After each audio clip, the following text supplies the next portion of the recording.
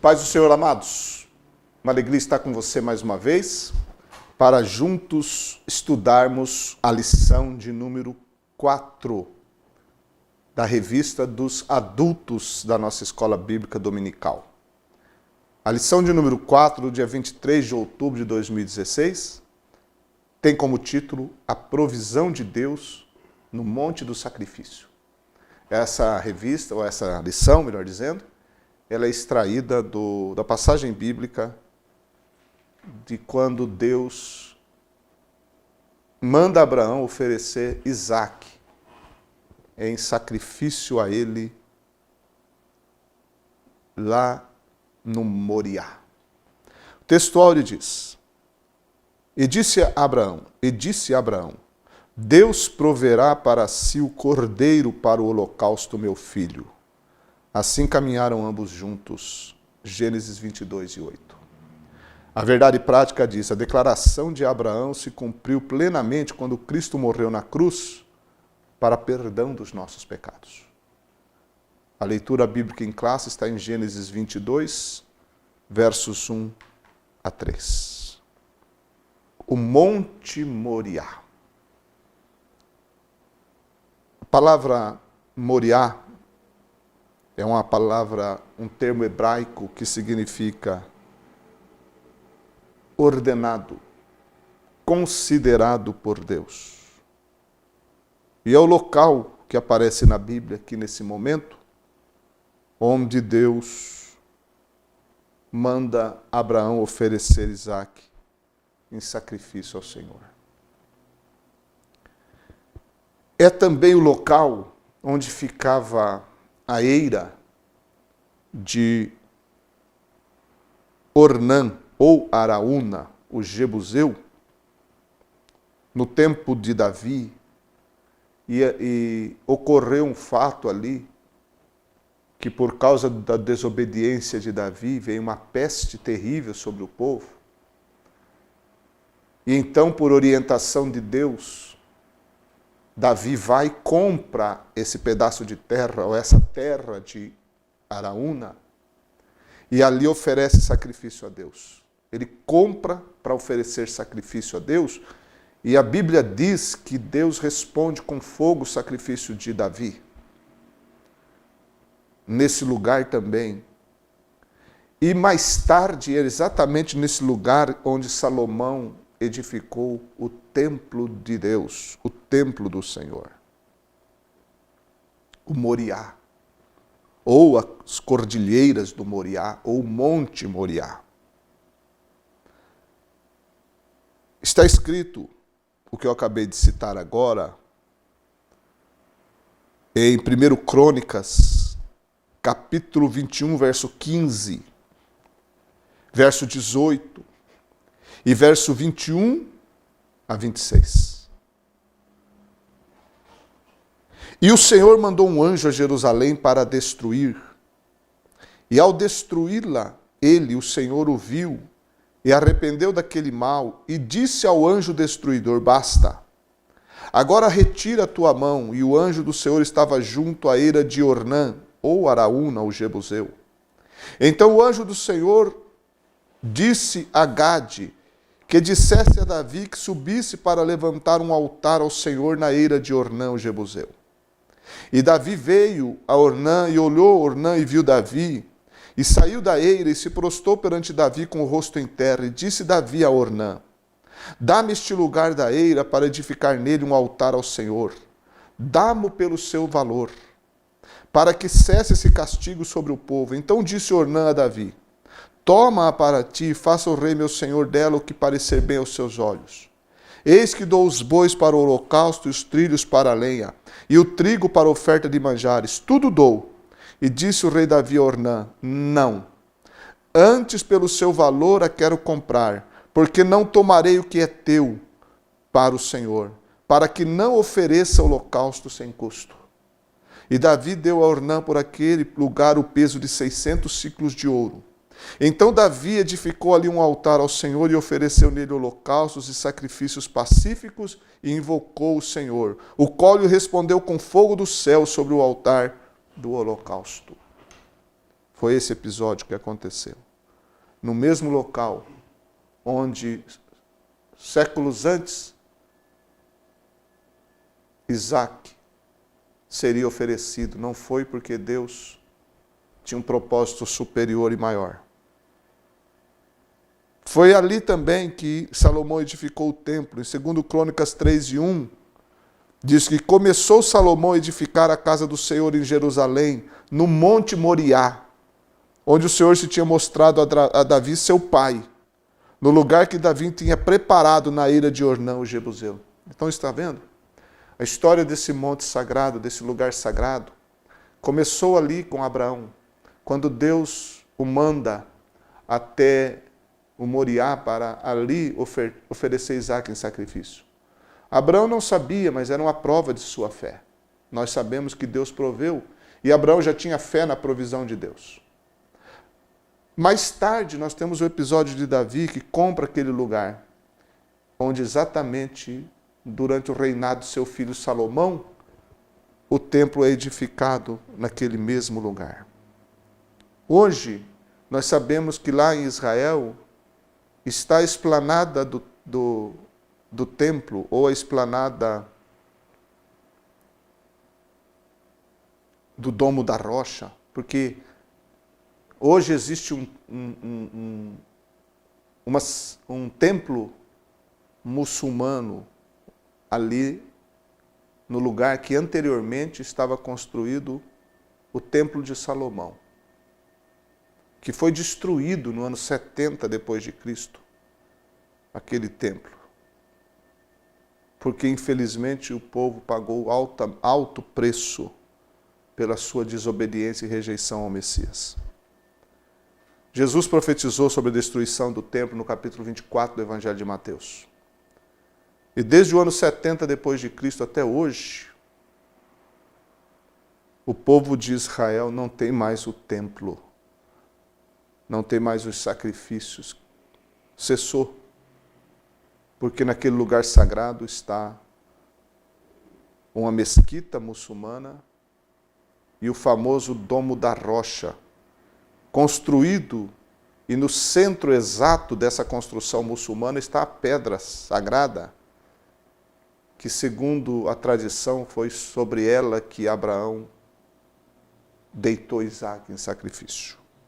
Claro que não estamos afirmando isso, mas estamos falando o que a tradição diz. Mas que fato é que naquele lugar, outrora do templo, hoje está esses lugares sagrados para o muçulmano e tombados como patrimônio da humanidade. Aquelas construções. Uma parte de Jerusalém controlada não por judeus. O monte do templo. O que restou para os judeus é uma parte do muro do antigo templo de Herodes, que é o chamado Muro das Lamentações, onde os judeus estão ali clamando e orando a Deus. Nós chamamos Muro das Lamentações, mas os judeus chamam apenas de o Muro, que é um dos lugares mais visitados na cidade velha de Jerusalém. Mas voltando aqui para esse monte, lá no tempo de Abraão, quando era uma região totalmente desértica, e foi para lá que ele caminhou durante 3 dias, juntamente com alguns de seus criados e com seu filho Isaac, sabendo ele o que iria fazer, porque ele, em obediência a Deus, que havia exigido que ele oferecesse seu filho em sacrifício. O que foi aquele monte do sacrifício para Abraão? Aquele foi um lugar de provação. Um lugar de provação. Quando eles chegam no lugar do sacrifício, Deus mostra exatamente o lugar que ele deveria subir para sacrificar seu filho.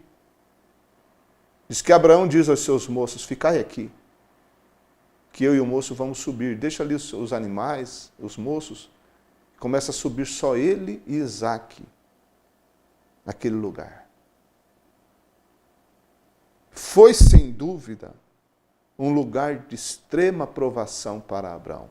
Embora lá no livro de Hebreus diz que ele cria que Deus poderia ressuscitar seu filho, mas imagine a tremenda provação, que momento que ele viveu, que momento que ele passou. Só ele e seu filho. Mas ele sabia todas as coisas, no sentido de que ele sabia qual era a ordem de Deus. Isaac só veio saber no momento em que foi pego e colocado sobre a lenha.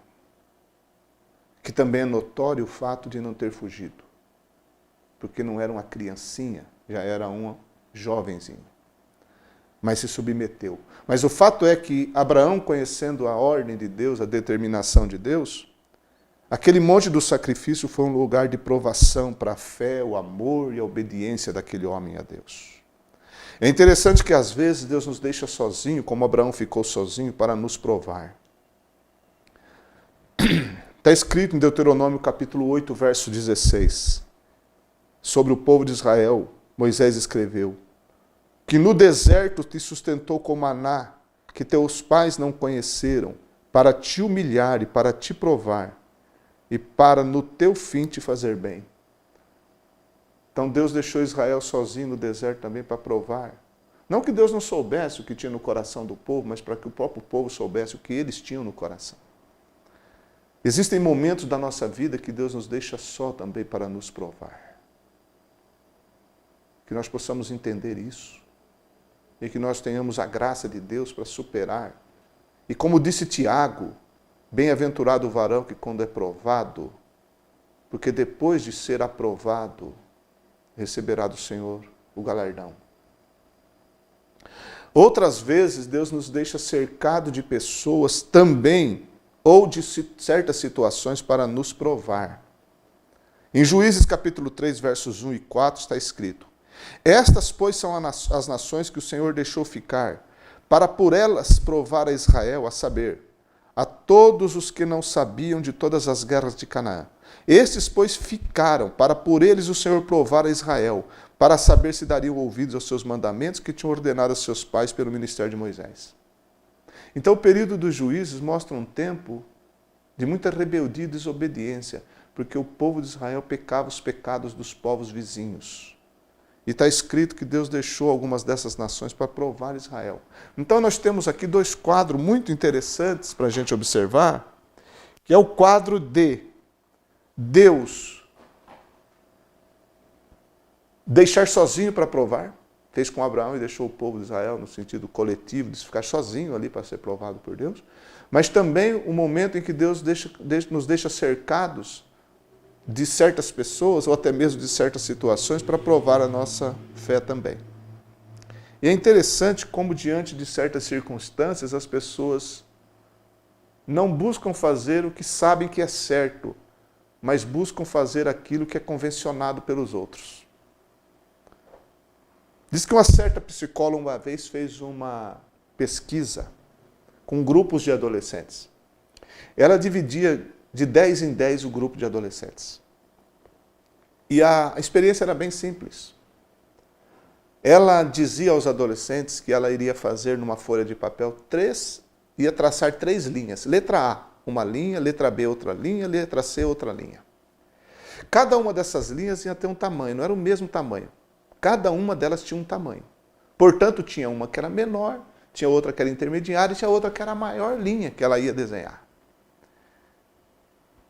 E ela então disse à classe, ou dizia aos 10 alunos, que quando ela apontasse para a maior das linhas, a mais longa, a classe então deveria levantar a mão. Se ela apontasse para a menor ou para a intermediária, eles deveriam ficar quietos, sem nenhuma manifestação. Mas quando ela apontasse para a maior das linhas, eles deveriam levantar as mãos. Só que dos 10, 9 tinham sido orientados antes de que quando ela apontasse para a linha intermediária, levantassem a mão. Um só não sabia desse combinado com os outros 9. Então veja, eram 10 adolescentes, sendo que um deles não sabia do combinado, mas sabia que a orientação era essa. Quando a professora apontar para a maior, deveria levantar a mão. E os outros foram orientados para levantar a mão quando fosse apontada a intermediária, e não a maior. Pois bem, começou o experimento, e o que surpreendeu a psicóloga e os pesquisadores foi que 75% daqueles adolescentes que não sabiam do combinado, quando ela apontava para a linha intermediária e os alunos levantavam as mãos, aquele adolescente levantava junto. Ora, mas ele sabia que ele estava levantando a mão para uma coisa que não era o certo. O certo era levantar a mão na linha maior. Mas por que 75% dos adolescentes levantaram a mão justamente no que todo mundo levantou? Porque, infelizmente, o meio influenciou aqueles rapazes. O meio influenciou.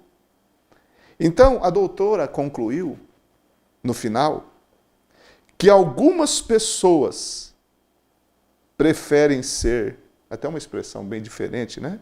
Bem estranha, preferem ser presidentes do que serem corretas. Ou seja, 75% dos adolescentes preferiram, mesmo sabendo que não era o correto, levantar a mão junto com os outros, porque o importante é estar com a maioria, do que estar certo. 75%. Então só 25% ficou com o braço abaixado e só levantou na hora que ela apontou o correto. Veja que coisa interessante. Às vezes nós pensamos assim, o meio não influencia, mas influencia sim. Pode não influenciar todo mundo, mas influencia a maioria. E é uma tristeza, não é? E quando Deus nos deixa cercado de situações, como nós reagimos? Somos fiéis a Deus ou levantamos a mão com a maioria? É um caso para se pensar. Então, o monte do sacrifício foi primeiro um lugar de provação. E todos nós somos provados por Deus também. Não adianta, nossa fé é provada. Para Isaac, o monte do sacrifício foi um lugar de treino. Para Abraão, de provação. Para Isaac, foi de treino. Porque, por incrível que pareça, aquele jovem estava sendo moldado, forjado naquele lugar. A sua fé estava sendo trabalhada. Está escrito em Provérbios 29:15. A vara da correção da sabedoria. A vara da correção da sabedoria. Mas a criança entregue a si mesmo envergonha sua mãe. Provérbios 29:15. É interessante que o texto hebraico usa apenas a palavra entregue. O jovem, mas a criança entregue a si mesma envergonha sua mãe. O texto hebraico usa apenas a palavra entregue. O que quer dizer entregue? Entregue no colégio? Entregue em casa? Não. Essa expressão entregue sugere antes entregue às mesmas condições em que nasceu. Uma criança entregue a si mesma, sem educação, envergonhará sua mãe. É isso que quer dizer. A vara da correção da sabedoria, mas a criança entregue a si mesma, ou seja, entregue às mesmas condições em que nasceu. Uma criança entregue a si mesma, envergonha sua mãe. Por isso que é importantíssimo a educação dada pelos pais, dada pela escola, mas principalmente a educação vinda de dentro de casa. Quando uma criança, ela tem seus pais, não apenas protetores, admiradores, mas tem em seus pais educadores. Não estou falando de educação formal, mas educação de caráter, educação de relacionamento. Ensina a criança a amar, ensina a criança a respeitar, ensina a criança a agir desde cedo de forma correta, mesmo na casa de Deus, na casa do vizinho, nos seus relacionamentos, quando essa criança não fica entregue. Porque às vezes os pais acham tão bonitinha a criança ser do jeito que ela é, que eles vão deixando, e quando querem tomar cuidado já não pega mais, já não controla mais. Não é isso. A Bíblia diz que a vara da correção, quer dizer, não é vara para bater, mas é a correção, a educação da sabedoria. Então Isaac foi alguém que não foi entregue a si mesmo. Abraão e Sara não foram pais relapsos. Eles foram pais que educaram. E Isaac aprendeu a andar na pisada de seu pai, ou nas pisadas de seu pai, porque eles subiram juntos o Moriá. E a fé de Isaac também foi fortalecida. Nossos filhos devem também ter uma fé robustecida através do exemplo dado pelos pais. Abraão teve sua fé provada no monte do sacrifício. Isaac foi treinado no monte do sacrifício. Treinado por Deus através de seu pai. No caso de Isaac, foi um treino. Ele participou dessa experiência de fé de seu pai. E é claro que ele jamais esqueceu aquele momento. Jamais. Tem coisas na nossa vida que, na mais tenra infância, existem situações que nós nunca esquecemos. Agora, sendo Isaac um jovenzinho, no tempo em que aconteceu o fato do Moriá, é evidente que ele jamais esqueceu aquilo, de como Deus interviu e de como seu pai era um homem de fé. E ele aprendeu a amar e honrar e servir ao Deus de seu pai, que foi o seu Deus também durante toda a sua vida. Ele jamais esqueceu aquele momento. O monte do sacrifício mostra para nós que num relacionamento com Deus o que prevalece não é a lógica, mas é a fé. O escritor aos Hebreus diz que pela fé ofereceu Abraão a Isaque quando foi provado. Sim, aquele que recebera as promessas ofereceu o seu unigênito. Sendo-lhe dito, em Isaque será chamada a tua descendência. Considerou que Deus era poderoso para até dos mortos o ressuscitar. Hebreus 11, 17 e 18. Por isso que o monte do sacrifício mostra para nós que um relacionamento com Deus, num relacionamento com Deus, o que prevalece não é a lógica, mas é a fé. Porque que lógica teria de oferecer o filho em sacrifício?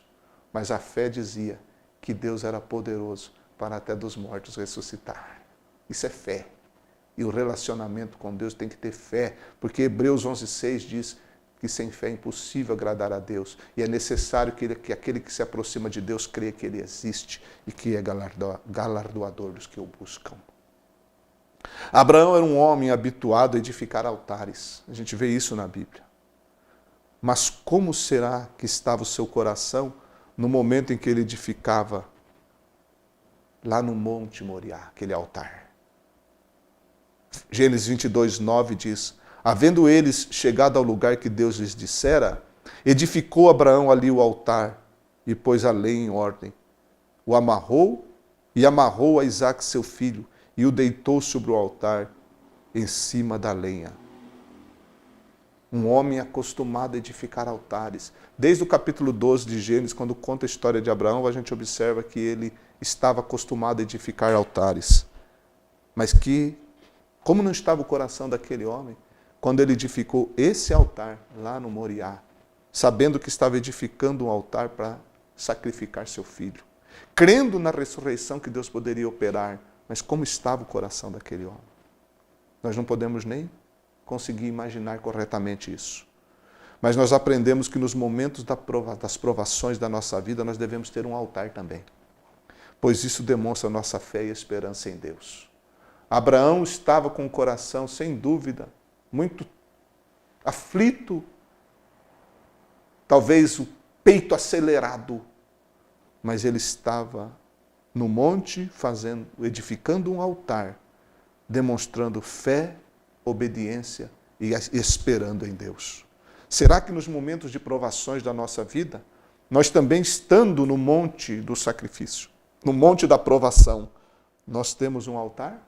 Ou nós abandonamos o altar? Construir um altar nos momentos das provações implica e indica que realmente nós temos fé e esperança em Deus.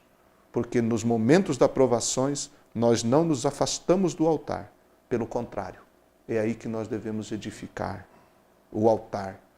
E acredito que o altar mais custoso, o altar mais precioso que nós levantamos, é o altar edificado nos momentos de provação e de luta. Nesses momentos é que nós edificamos os mais preciosos altares de nossa vida. Quantas vezes é justamente nas horas mais amargas que nós mais nos derramamos aos pés do Senhor. que nós mais nos entregamos a Deus. Quantas vezes lavamos esse altar com as nossas lágrimas. E você entende que eu estou usando a palavra altar não para algo físico, mas para aquele momento solitário com Deus. Aquele momento em que é só Deus e nós, mas nós ali reafirmamos nossa fé e nossa obediência e amor. Aquele que tudo nos deu e tudo é dele. Porque Deus deu Isaac a Abraão, mas Abraão sabia que Deus era o dono de Isaac. E por isso, quando o dono exigiu e pediu, ele prontamente estava preparado para obedecer pela fé. Quando reconhecemos que tudo é de Deus e nos vem pelas mãos de Deus, não temos receio algum de entender que Ele tem todo o direito de receber o que é nosso. Aliás, não apenas o que é nosso, mas a nós mesmos. A provisão dada por Deus no monte para Abraão aponta para o Cordeiro de Deus, Jesus. Sim, Jesus, que é a provisão divina para todos os pecadores. A lição, ela traz exatamente esses aspectos que eu citei aqui, mas ela conclui no ponto 3, falando sobre Jesus, o Cordeiro de Deus no monte do sacrifício. Quando Abraão levantou as mãos para imolar seu filho, o anjo do Senhor bradou do céu e disse: Abraão, não faças tal, agora sei que temes a Deus. E ele olhou e viu preso, ali numa vegetação, um carneiro preso pelos chifres. E ele foi, tirou seu filho do altar, ou de cima da lenha, e tomou aquele carneiro e deitou sobre o altar, e ali pôde então sacrificar, porque Deus preparou. Assim como eles subiam a encosta do Moriá, e Isaac perguntou: onde está o cordeiro? Abraão disse: meus filhos, Deus para si proverá o cordeiro. Mas Deus proveu o cordeiro ali. Estava lá o carneiro para que foi oferecido. E naquele lugar sagrado, Isaac foi substituído pela provisão de Deus. Centenas de anos mais tarde, não exatamente no Moriá, porque no Moriá estava o templo, onde os sacrifícios eram efetuados, mas perto dali, num outro monte chamado Caveira, ou Gólgota, fora dos muros da cidade de Jerusalém, mas bem próximo da encosta, da esplanada do templo. Enquanto no templo ocorriam os sacrifícios, e era o lugar onde os sacerdotes executavam seus ministérios, lá no Gólgota, o Cordeiro de Deus era sacrificado. O Cordeiro de Deus era imolado. Lá no Moriá, naquele dia, foi o cutelo de Abraão. Foi a mão de Abraão que tirou a vida daquele animal que substituiu Isaac. Lá no Gólgota, foi o Pai. Porque Isaías disse, Isaías 53 está escrito, que ao Pai agradou moê-lo. Sim, Jesus, o Filho de Deus, na cruz, ele foi pisado, ele foi traspassado, e o Pai moeu o Filho. Toda a ira do Pai caiu sobre o Filho, e ele morreu na cruz. E morreu como a provisão de Deus para os pecadores. Jesus é o Cordeiro de Deus que tira o pecado do mundo. Aquele pobre animal substituiu Isaac, uma pessoa. Jesus na cruz substituiu a todos nós. Eis o Cordeiro de Deus que tira o pecado do mundo. Jesus pagou o preço.